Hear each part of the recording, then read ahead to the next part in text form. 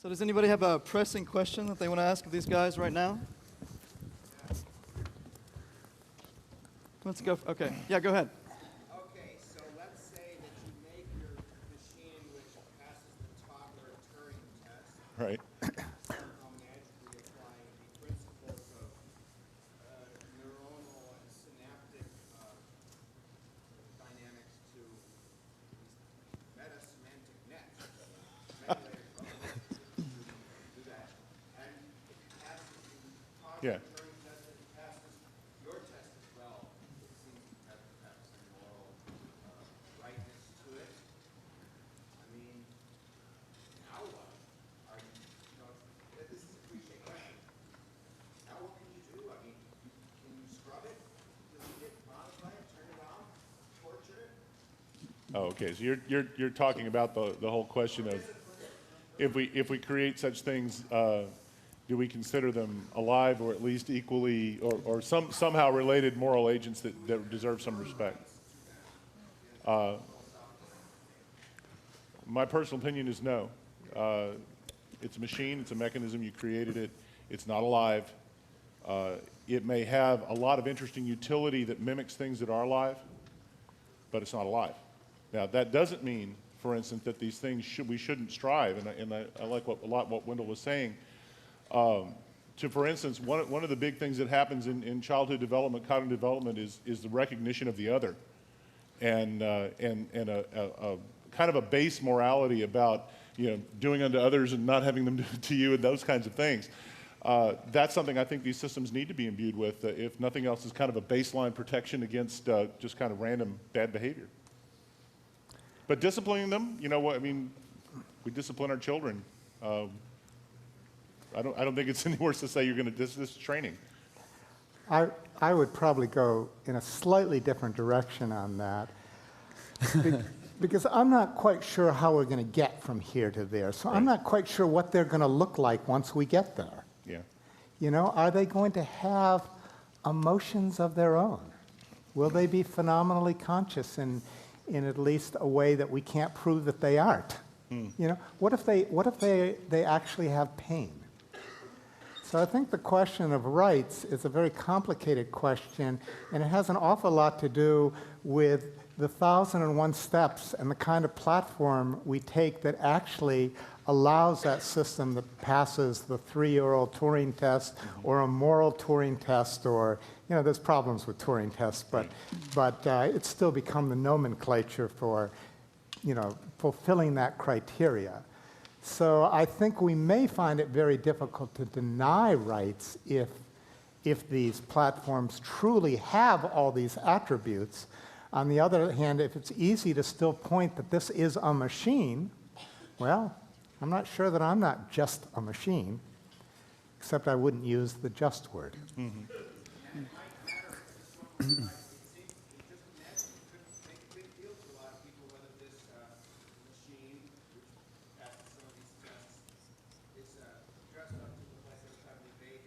Right.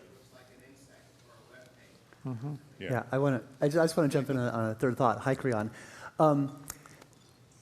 I think the question about sort of how do we view things as having rights is actually pretty complex. I think there's two perspectives on it, two extreme angles. One is what ought we to do from a philosophical perspective, and let's really try to think about it, and we care and we have compassion and treat and plead each other to be good.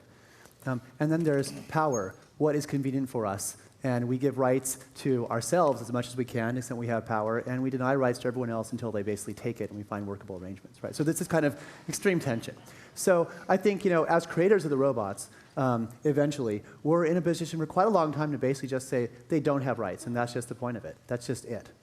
And then there's a point much, sort of as things get closer, where people start saying, well, gosh, how can we feel equal? How can we feel good about ourselves if we don't give rights to them? Gosh, they're awfully similar. Well, we're hypocrites right now. Right? We eat animals, despite the fact that we are pretty darn sure that they feel pain. We eat plants. We eat plants. Okay, some of us eat animals. And the whole history of human development has been to say, well, we'll find some basis for saying why we're different from those other folks and why we can basically kill them without feeling bad about it. right? So when robots are really going to have rights, I think is going to be when robots start claiming rights. And while we're here in this situation, we have a chance to figure out, let's make them friendly so that they don't know how to claim their rights. One comment, though, we talked a little bit about emotion here, and one, I believe that general intelligence in human form is deeply emotional, deeply affective, which isn't just everything that we think about, how do you feel, but lots of different aspects of that. And in our systems, that was one of our first and primary goals, was to build a cognitive system that was deeply emotionally controlled. So, that they will have some sort of emotions, right, whether they're their own would indicate whether or not you consider them an independent agent, or whether it's just simulated emotions that's helping the control system. Right. I think that's going to be necessary. Okay, so I have a quick question, kind of a two-part question real quick.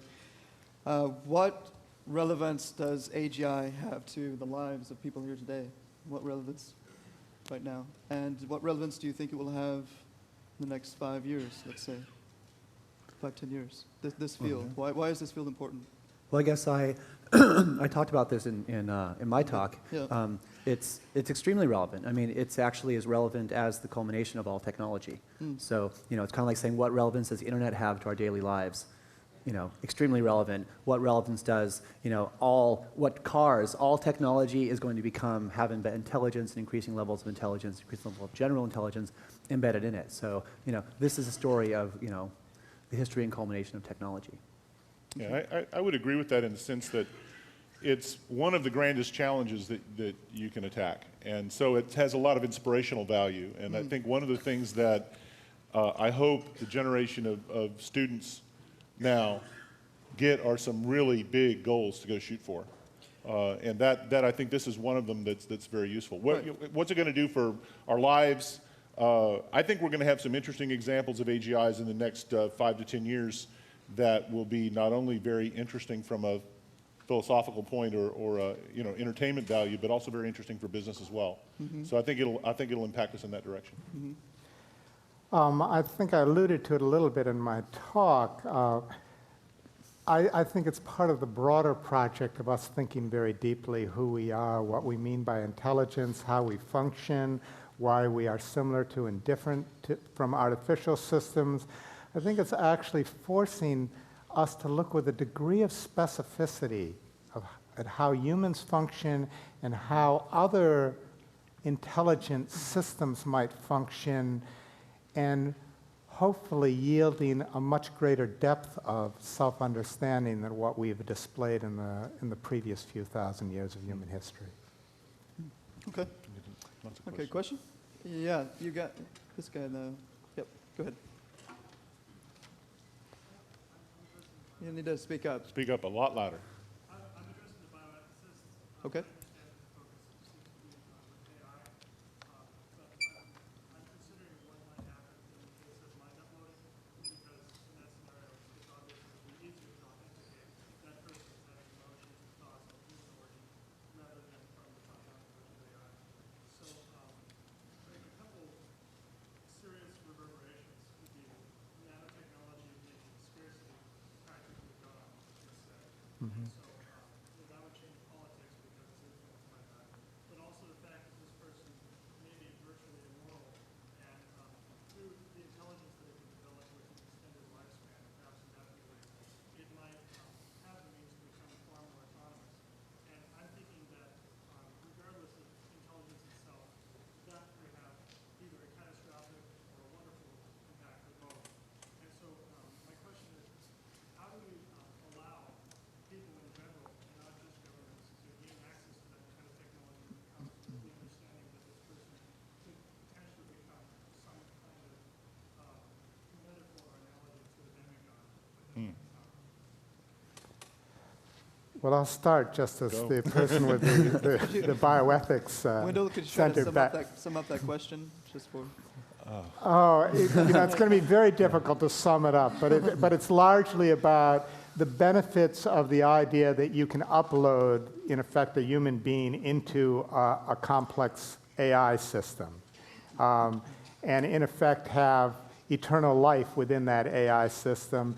And there's a range of benefits that are discussed when that kind of technology comes up, And that range of benefits, the speaker was concerned, how can we ensure that that's not just controlled by government?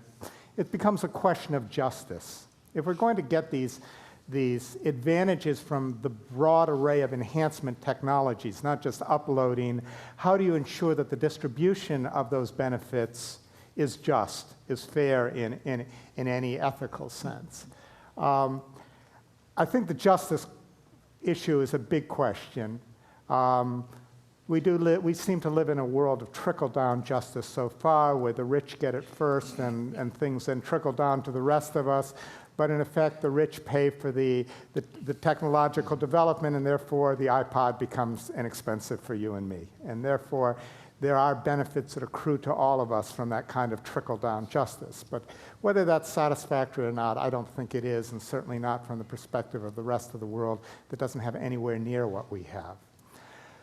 On the level of the other question, I have difficulty responding to these questions. I think they are so speculative, and they are fascinating as thought experiments. There's legal theorists out there thinking about legal personhood and rights for robots, and what would they have to do in order to have that. But I think they are so distant in the future, it's so speculative whether these things are possible, and even if they are possible, we have so little idea of the infrastructure, the technology that will make them possible, that it's very hard to predict what they're really going to look like when they show up. So I think these are fascinating questions from a philosophical viewpoint as thought experiments, and they may actually be illuminating for us in some more immediate concerns, but I think they're pretty impossible to respond to at this stage of the game. Sam, Barney, do you guys actually agree with that? Or do you think, I mean, obviously you guys think there are a number of fundamental challenges that need to be...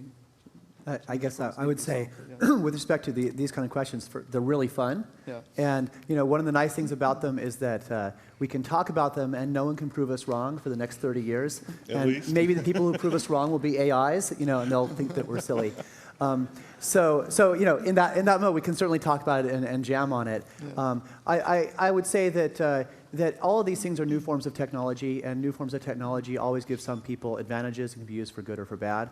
I actually don't know that a person uploading themselves so that they can gain more computing resources and potentially live longer is as asymmetric a power advantage, as someone who's got, a nuclear weapon. Or someone who has an advanced computer they can use right now and internet access for people in the developing world who don't. So I think by the time these things come in, where the whole game will have risen to a new level, that it'll be just like anything else. Some good advantage that the haves have and the have-nots don't. And I actually do agree that we'll have this kind of trickle down, and eventually we'll all be able to enjoy the benefits of increased intelligence and longer life.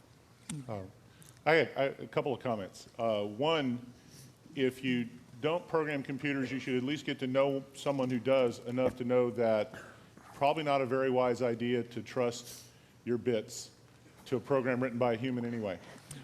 Software quality, what it isn't, I wouldn't want to trust. I mean, I'm not going to be the first one to step into the transporter that does that. Let me guarantee you. On the other hand, when you talk about the larger ethical and societal issues and fairness and ethics and morality and things like that, I think humans have a lot more work to do, and something we've been struggling with for thousands of years is how to love each other, forgive each other, and get along. And if you want to burn a lot of energy thinking about what's going to happen in a few hundred years or whenever the singularity approaches and we have super powerful AI, frankly, I think it's fun, it's interesting exercise, but I think from an ethical, moral, impact the world today standpoint, you're wasting your time. Yeah, go ahead, Ellie. There is such a thing as expected utility, and personally, I don't see 30 years from now that the people then would have no value to me. And we have been doing a lot of philosophizing, and there are already a lot of people doing plenty of moral philosophizing. So expected utility of marginal efforts, I think there's something to be said for the singularity. Could be. Thanks. Yeah, you. Yep. Oh. Wait. So there was a question about what did Eleazar say? Oh, I'm sorry. I'll try to summarize it real quickly. Eleazar said, expected utility of the singularity. We're going to care about people in 30 years. There has value to us today to the situation that the people, including potentially ourselves, are in 30 years. So they're actually, for a certain amount of work, we're not talking about the work, anywhere near the kind of stuff that's going on. For a certain amount of work right now, there is, for a marginal amount of work, a positive utility, and that's why this program is actually worth thinking about, why it shouldn't just be dismissed until the distant future. Similar, I mean, is that right? Yeah, simple distillation. He was saying it's not a waste of time for some people to spend serious work on this, and I agree. It's not a waste of time for that. For humanity to get wrapped around the axle worrying about the singularity versus things like just getting along, I think that is. Well, yeah, but versus the Michael Jackson trial? Amen. Yeah, go ahead.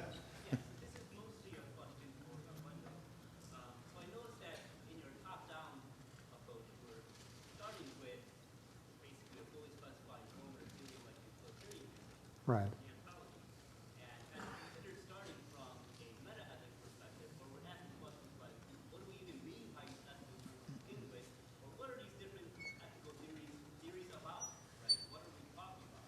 And this is especially crucial for, when we have smarter than human intelligence, artificial intelligence, because, well, for one thing, it's powerful, it's so much more federal, and also, I think, well, if we can figure out what we're talking about, then this artificial smarter than human intelligence can maybe even help us figure out these ethical dilemmas. But I also think it's really helpful just here and now, or help us, for instance, Right. get a better grasp on what are these ethical debates about, so that we don't waste so much time on silly stuff, right?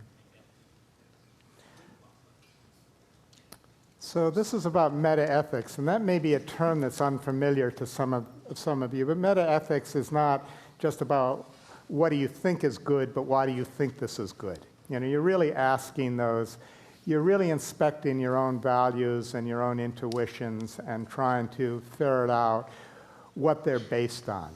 Are they just handed down to you by your religious tradition, or do you feel that they are really rooted in anything? And those become particularly torturous questions from a philosophical viewpoint.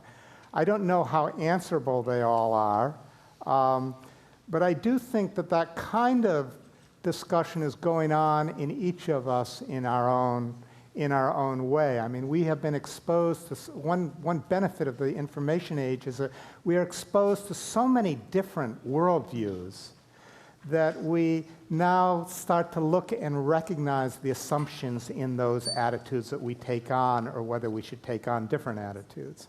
And so that's a very important, I think, dialogue, and I think that's part of the revolution in ethics that we are in the midst of, and that may unfold along with the pursuit of singularities and more sophisticated AI and so forth.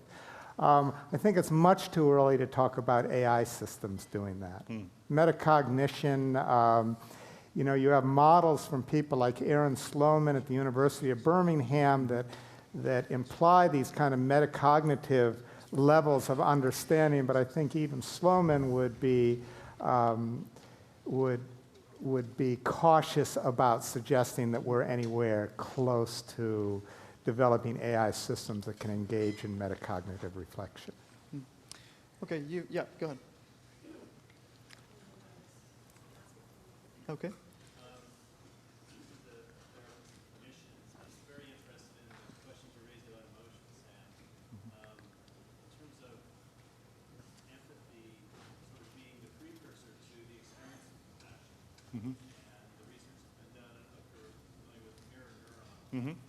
Yeah.